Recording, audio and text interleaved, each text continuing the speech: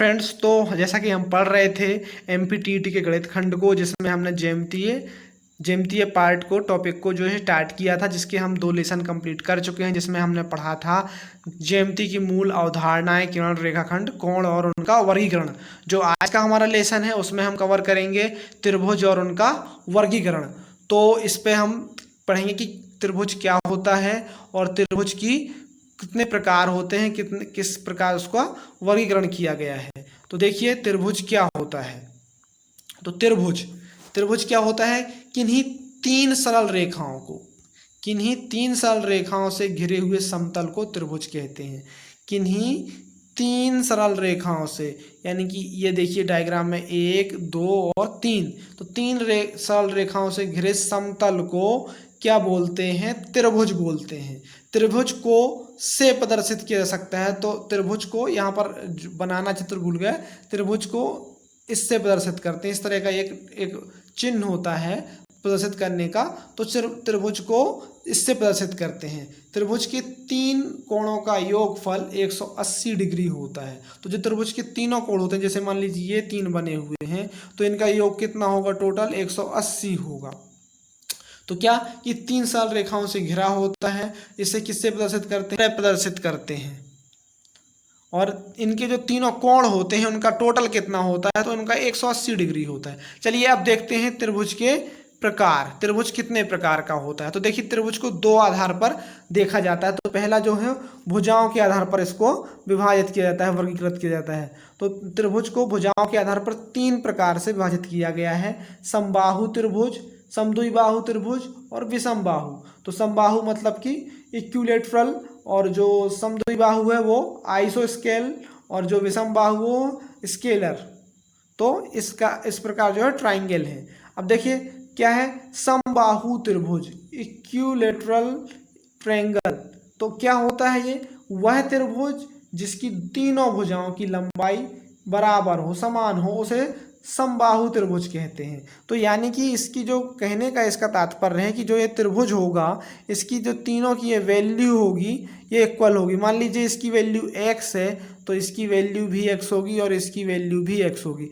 या फिर मान लीजिए इसकी वैल्यू 4 है तो ये भी 4 होगा, ये भी 4 होगा। तो इस प्रकार की जो इसकी तीनों भुजाएं होती हैं वो क्या होती हैं? बराबर लंबाई की होती हैं। और जो इनके कोण होते हैं तीनों, वो भी बराबर होते हैं, यानी कि 60 डिग्री ही होते हैं। तो ये वाला भी 60 डिग्री होगा, ये वाला भी होगा, ये वाला भी होगा। तो यहाँ पर 2 बातें ध्यान दीजिए कि जो समबाहु त्रिभुज होता है उसकी दोनों भुजाएं बराबर होती हैं, उसकी तीनों भुजाएं बराबर होती हैं और तीनों कोण भी बराबर होते हैं। चलिए देखते हैं जो हमारा दूसरा है समद्विबाहु त्रिभुज, आइसोस्केल ट्रायंगल।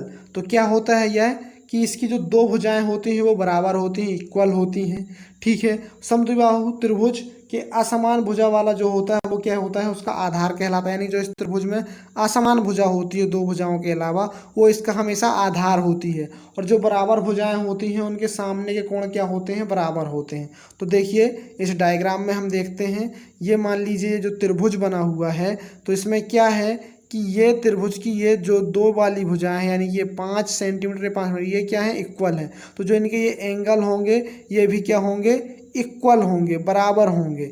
और लिखा हुआ जैसा कि इसमें जो असमान भुजा होगी वो इसका आधार होगी। तो देखिए जो 4 सेंटीमीटर है ये इनसे अलग है और ये इसका आधार है, इसका बेस है। तो इस प्रकार क्या होता है कि जो समद्विबाहु त्रिभुज होता है उसकी जो 2 भुजाएं हैं वो समान होती हैं, एक भुजा भिन्न होती है, और जो भुजा भिन्न होती है वो इसका क्या कहलाती है? आधार कहलाती है। और जो इसके समान भुजा होती हैं, ये भुजा और ये भुजा, तो इन दोनों के जो सामने कोण होते हैं वो क्या होते हैं? बराबर। यानी कि लंबाई भी बराबर होती है भुजा की, और जो भुजा के जो ये एंगल बनते हैं ये भी बराबर होते हैं। ये अब देखते हैं विषम बाहु। तो विषम बाहु त्रिभुज यानी कि स्केलर ट्रायंगल। तो वह त्रिभुज जिसकी तीनों भुजाओं की लंबाई अलग अलग होती है। तीनों भुजाओं की लंबाई कैसी होती है? अलग अलग होती है, विषम बाहु कहलाता है। इसके तीनों कोण का मान भी अलग अलग होता है, यानी कि भुजाएं भी अलग अलग और कोण भी अलग अलग। तो देखिए ये जो चित्र बना हुआ है इसी से हम समझते हैं कि देखिए इसका जो ये वाला है ये जो भुजा है ये देखिए और ये देखिए और ये देखिए, तो तीनों क्या है, अलग अलग है। मान लीजिए ये 3 की है तो ये 4 की है और ये 5 की, क्योंकि ये सबसे बड़ी दिख रही है। एंगल जो होता है वो भी अलग होता है। मान लीजिए 30 डिग्री है तो ये कितना होगा, ये 60 डिग्री होगा, और ये कितना होगा, ये होगा 90 डिग्री। तो इस प्रकार जो इसके एंगल होते हैं वो भी अलग अलग होते हैं।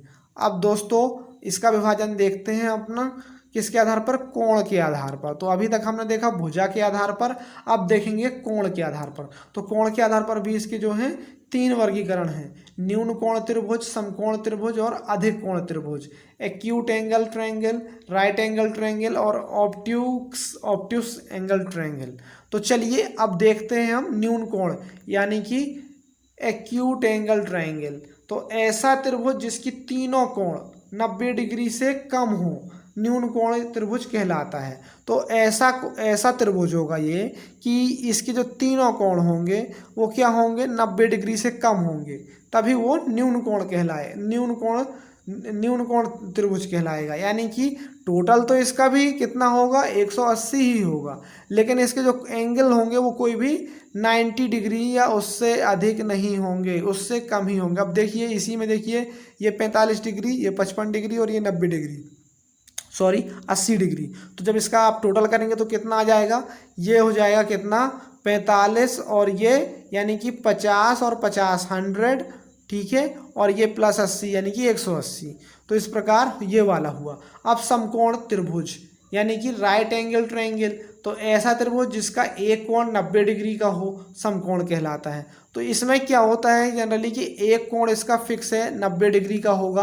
अब ये चाहे आपका 40 का हो और ये 50 का हो, या ये 10 का हो और ये 80 का हो, कुछ भी हो सकता है, लेकिन ये वाला एंगल यानी कि एक एंगल कोई भी 90 डिग्री का होगा, तो उसे बोलते हैं राइट एंगल। अब देखते हैं अधिक कोण त्रिभुज, ऑब्ट्यूस एंगल ट्रायंगल। तो ऐसा त्रिभुज जिसका एक कोण 90 डिग्री से अधिक हो अधिक कोण त्रिभुज कहलाता है। तो ऐसा त्रिभुज जिसका एक कोण 90 डिग्री से अधिक हो अधिक कोण त्रिभुज कहलाता है। तो देखिए इसमें देखते हैं हम, ये जो बना हुआ है ये चित्र, इसमें देखिए कि ये वाला जो एंगल है वो 90 डिग्री से अधिक हो रहा है, जबकि ये वाले जो हैं वो कम है, 90 डिग्री से काफ़ी कम है। तो यहाँ पर ये कहा गया है कि एक एंगल इसका हमेशा 90 डिग्री से अधिक होगा, उसे क्या बोलते हैं, अधिक कोण। तो देखिए दोस्तों यहाँ पर हमने क्या पढ़ा, यहाँ पर जो हमने एंगल के आधार पर पढ़ा वो हमने 3 पढ़े। एक तो पढ़ा न्यून, एक पढ़ा हमने न्यून कोण, और एक हमने पढ़ा अधिक कोण, और एक पढ़ा हमने समकोण। इसके अलावा हमने भुजा के आधार पर 3 पढ़े, जिसमें एक में तीनों भुजाएं बराबर थीं, एक में 2 भुजाएं और एक में 1 भुजाएं। तो इस प्रकार जो है हमारा ये लेसन यहीं समाप्त होता है। इसके अगले लेसन में हम पढ़ेंगे न्यूमेरिकल्स करेंगे, इसी से जो ज्यामिति के होंगे, जो परीक्षा की दृष्टि से महत्वपूर्ण होंगे, उन्हें कवर करेंगे। तो इस प्रकार आज का लेसन हम यहीं समाप्त करते हैं।